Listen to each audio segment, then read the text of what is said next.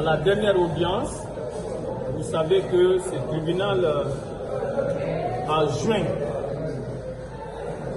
au fond l'examen de la question de requalification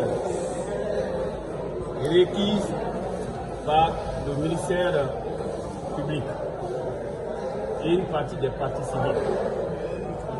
Et jusqu'en matière criminelle, la loi ne le permet pas. Et puisque cette décision est de nature à violer le droit de la personne poursuivie d'être informée des charges retenues contre elle, telles que prévues par l'article préliminaire, alinéa 7 du Code de procédure pénale guinéen, nous avons relevé appel de cette décision.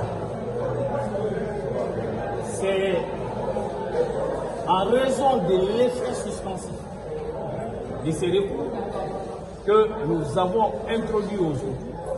Nous avons sollicité et on l'a obtenu le souci à statuer en attendant une décision de la Cour d'appel sur le bien ou le mal fondé du recours.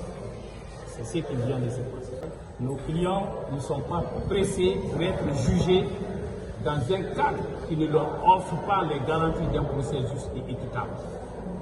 Nous sommes là pour la défense des intérêts extrêmement importants. Quand on est avocat de la défense, on n'a pas les mêmes intérêts que les avocats de la partie civile. Les avocats de la partie civile ne s'opposent seulement que des intérêts civils. Des intérêts civils.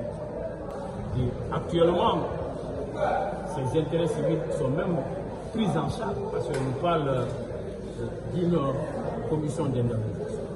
Mais en ce qui concerne les accusés que nous défendons, comme enjeu, vous avez leur vie, leur liberté, leur patrimoine, leur honneur qui se trouve en jeu. C'est ça le procès pénal, surtout le procès criminel, et lorsqu'on se retrouve du côté de la défense. Donc nous ne sommes pas pressés, ce n'est pas une course de vitesse, nous voudrions aller avec le tribunal, mais dans le strict respect des droits de la défense et de tous les droits de la défense. Or, ils sont libres de leurs appréciations. Voilà.